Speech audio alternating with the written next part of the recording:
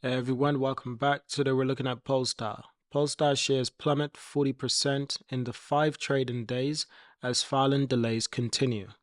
The shares of Polestar have been steadily declining this year as the electric vehicle manufacturer adjusts its annual delivery guidance and it's missed multiple deadlines for filing its annual reports. This has not gone down well with the global market. It hasn't been a pretty sight, if I'm being completely honest. Understand something. Today's bank holiday when I'm creating this video, but last Friday on trading day, this stock was trading at 78 cents. That was the closing price, and that's just extraordinary. So since the IPO price, it's been down more than 92%. Now, if you take into account the highest the stock has ever been, November the 19th, 2021, $13.76. If you take that into account, this stock is down well over 95, 96, 97%. And that is remarkably extraordinary. So why exactly is the global market feeling so negative towards Polestar? Is it because they're delaying their reports? Are investors starting to become more concerned about the long-term future prospects of this company? It's possible. It is possible that investors are feeling a huge amount of lack of confidence because currently the company is valued probably less than 1.5 billion. And that's ridiculous. Honestly, at this point, I would not be upset if Apple bought Polestar. Previously, I thought, okay, I don't want Apple to buy Polestar yet because I think they can recover. I think they can do well on their own. But now with the stock being so cheap, it's actually facing being delisted off the Nasdaq exchange. And what are the possible solutions to this problem? A reverse stock split? Perhaps. If we're looking at the delivery numbers of Polestar, they've delivered approximately 7,200 units in the first quarter of 2024. Why is this a negative? Why isn't it a positive? It's a negative because it's a 40% decline compared to the same period in 2023 when the company delivered 12,000 units. So you have multiple things that investors are not liking. They're not favorable for investors. The delivery numbers that are being lowered, investors are not liking that. And unfortunately, a lot of investors really don't understand why this is happening. One of the reasons, of course, Polestar is delivering a significantly less vehicle. It is simply because they're working to bring 2 new vehicles to the market by the end of this year, and they would like to do that successfully.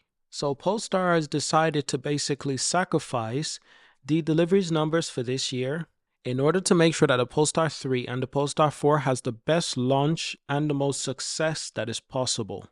And keep in mind, the Volvo EX30 is already on the market. I'm already seeing those vehicles being driven around, yet the EX90, the Polestar 3, and the Polestar 4, they will arrive a little bit later this year.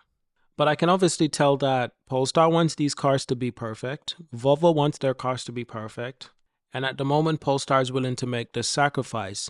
But this sacrifice has sort of backfired. I don't think anyone in their wildest dreams considered that Polestar will be this undervalued. It's a huge turnoff for a lot of investors, not to mention the fact that the companies have delayed their financial reports. Not once. This isn't the first time. Now, the situation's worsened with Volvo decreasing its stake in Polestar. That was earlier this year. And I feel like the market, they got that incorrectly. The market saw that as a negative. That's actually a positive that Volvo was giving up percentage shares. Here's the reason why. Because it shows that Polestar is able to get the funding from somewhere else, and Volvo is willing to relinquish its hold on the Polestar company, which is good for Polestar long term. Because we don't want Polestar to be in a position where it seems like there's a monopoly controlling the company. With Volvo showing their willingness to step back as an investor, they're still owning 18%. They're still working with Polestar on R&D, research and development, sales and aftermarket. They still work very closely together. But understand something, investors don't care about that. Investors, they just saw that, oh, Volvo is giving up on Polestar because they're selling Polestar. Why are you not funding Polestar anymore? Well, because they don't have to. I believe that Volvo and Geely has actually seen real potential in Polestar, and they've went ahead with this decision because it was always the decision to make sure that Polestar becomes more independent, to attract more external investors. This was always what was supposed to happen. And if anything, I believe it happened in the safest way possible because this way, Geely still has the majority control over Polestar. Previously, it was Volvo who had the majority ownership, with Geely owning Volvo, inadvertently making Geely having the majority of control. So if you think about this, it's almost like there's almost no change. If I'm being completely honest, on paper, there's a change. Behind the scenes, there's hardly any change. They still go ahead with research and development. They're still closely tied in many ways. Now, Polestar does have the ability to raise external funding, and I think this was part of Geely and Volvo's decision, making sure that Polestar was able to do this before they made it official. There's no point letting go of Polestar if Polestar cannot raise additional funding on their own externally. They've proven that they've been able to do that, and by the looks of it, there might be a great demand of companies who intend to invest in Polestar. Keep in mind, however, this was a little bit earlier this year. We're talking like February time this news was released. So the stock actually performed very positive while the short-term news was unveiled. Now it's a little bit different because now investors are really concerned. When your stock is worth less than $1, yeah, investors are really concerned. Keep in mind, I will still reiterate that this company is still undervalued at $10 per share. It is now 78 cents per share. That makes it incredibly undervalued. Too much undervalued. It's too cheap. But for some reason, the general market does not see it this way. So we're going to really find out who's right or who's wrong. Is it us, the people who are holding the Polestar share who still believe in Polestar? Or is it the general market who believe that this stock is no good? And here's my thing. They're being led by two brilliant companies, Geely and Volvo, and the cars are really, really nice. They're really, really good vehicles. I see no reason why this company will be unsuccessful in the future. Not to mention, they have more vehicles coming. Not to mention, their vehicles take up a very different design style from anything else you can find on the market. But let's break down into it even more. What's this dislike against Polestar? Is it perhaps because Polestar is considered a Chinese brand? It's not a Chinese brand, it's actually a Swedish brand, but the cars are manufactured in China because the owner of the company is based in China, and the owner of Volvo is also based in China. But understand something, I've recently spoken about Volvo and how well they've been performing in revenues and vehicles delivery, and it's going to get a lot better for Volvo. But they're owned by the same company, a Chinese Geely company. How is Volvo still able to do this well, but Polestar isn't?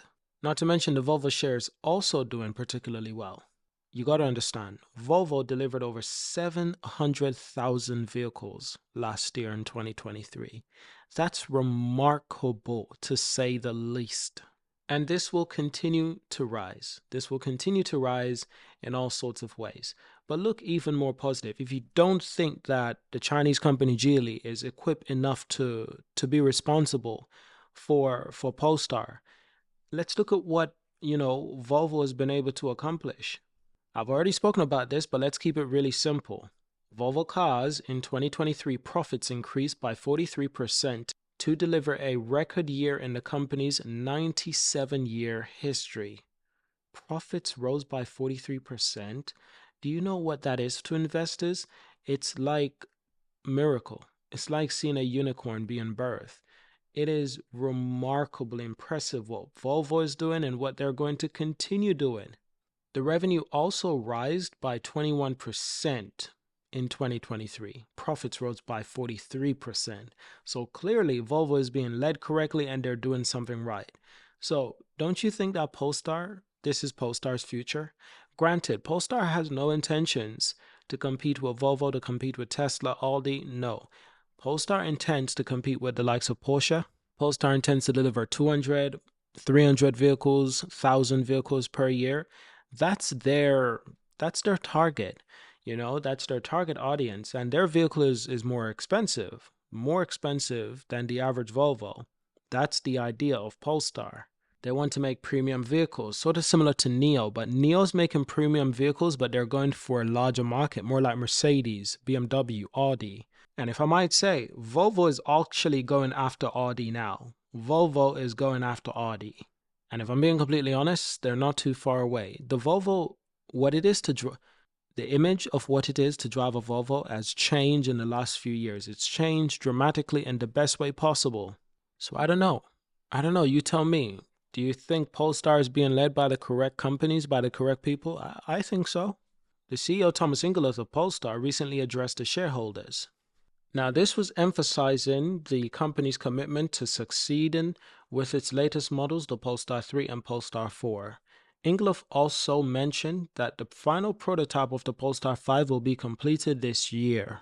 I don't think I have to say much when I tell you.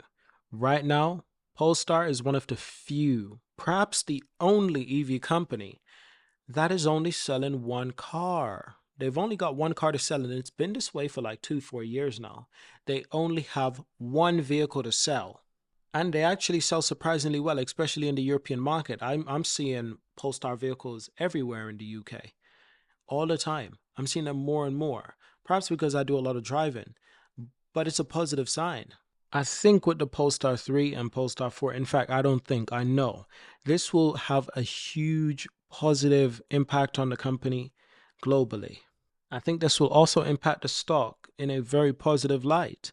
I think, if anything, difficult times like this will help this company to do even better. It will help them to become even stronger, because difficult times like this, they build you stronger. So the manufacturers recently revealed a deficiency notice from NASDAQ for failing to file its annual reports for the fiscal year of 2023. Polestar said it's committed to regaining compliance and satisfying all NASDAQ listing requirements. In a statement, the brand says it's working to file its annual reports on a Form 20-F as soon as practicable, and to report its preliminary unaudited financial and operational results for the first quarter of 2024 and soon thereafter. Now, I do have some ideas, things that I'm not going to say, if I'm being completely honest, of what might be going on with Polestar right now. Why the delay in filing the reports for the fiscal year of 2023? I have some clues, I have some theories around that, but to be honest, the theories are almost pointless sometimes. The most important thing is that when they do file this report, we're going to have a better understanding of why they perhaps didn't want to file it, or perhaps why they wanted to go over it constantly. It's, for a lot of investors, it's worrying, because for a lot of investors, they perhaps feel as if Polestar is perhaps trying to hide something or delay something. Delaying the inevitable, some would call it. And will they give a very good or logical reason why they've chosen not to file these annual reports? You know, things like that. Investors are looking for positivity, and if there's not a lot of positivity coming out of Polestar, this could impact them on their future pursuit in finding external fundings. Speaking of which, Polestar also obtained a waiver from its lenders under its $950 million 3-year loan facility for the late filing. Now, so I think either way you look at this, it's going to be viewed as negative in a lot of ways. So who knows where the Polestar company goes from here? But now that the company is valued at less than $1 per share, I think a reverse stock split is perhaps one of the best way forward, because if not, they could risk being delisted. Polestar claimed in the SEC filing the existence of the certain errors in 2021 and 2022 annual and interim financial statements, adding that it will be filed Form 20-F as soon as practicable. So apparently there was some error in 2021 and 2022 annual and interim filing statements. Now you see, this also rubs investors incorrectly. It rubs them the wrong way, because investors like to know that the leadership is doing their due diligence to have things being done correctly. For a lot of investors, there isn't any time for errors in such a big company. There isn't any time for a lack of competence. For a lot of investors, they see this as a negative. So who knows what strategy Volvo, Geely is working at? Who knows what decisions the owners will take to resolve some of these problems. Who knows? It's really a mystery at this moment. It's remarkable that this article came out like a month ago. Take care before jumping onto Polestar Automotive Holding stock, though it's 25% cheaper. Unfortunately for some shareholders, Polestar Automotive Holding shares dived 25% in the last 30 days. Prolonging recent pain for a long-term shareholder, the last month end of year to forget by locking in 64% share price decline. Following the heavy fall of the price, Polestar may be sending bullish signal at the moment with the price to scale. Ratio of 0.9x, since almost half of all even PS higher than 12x are not unusual. Although it's not wise to just take the price per share at face value, as there might be an explanation why it's limited. So is there any revenue growth forecast for Polestar Automotive? The only time you'll be truly comfortable seeing the price per share as low as Polestar is when the company growth is on track to lag the industry. Respectively, last year, deliveries an exceptional 37% gain to company's top line. The latest 3 years period has also seen an incredible overall rise in revenue, aided by its incredible short-term performances. Accordingly, shareholders would have been over the moon with these medium-term rates of revenue growth. Turning to the outlook, the next 3 years should generate growth of 62% annum, as estimated by the 8 analysts watching the company. With the industry only predicted to deliver 22% each year, the company is positioned for a stronger revenue result. So essentially what they're saying is, despite the price is cheap for the share, the price per share is cheap indeed, but long term, is it still worth it for a lot of investors? This is a conversation that is currently being had, and that was a month's old article. More recent articles talking about the share price crash. It's all leading to a domino effect. As more people sell, more people will continue to sell because of the scarcity mindset. So like I said, who knows how Polestar can fix this issue? But I hope we can find out soon. So that's it for today's video. Thank you for watching, subscribe, and I will see you in our next video. Peace.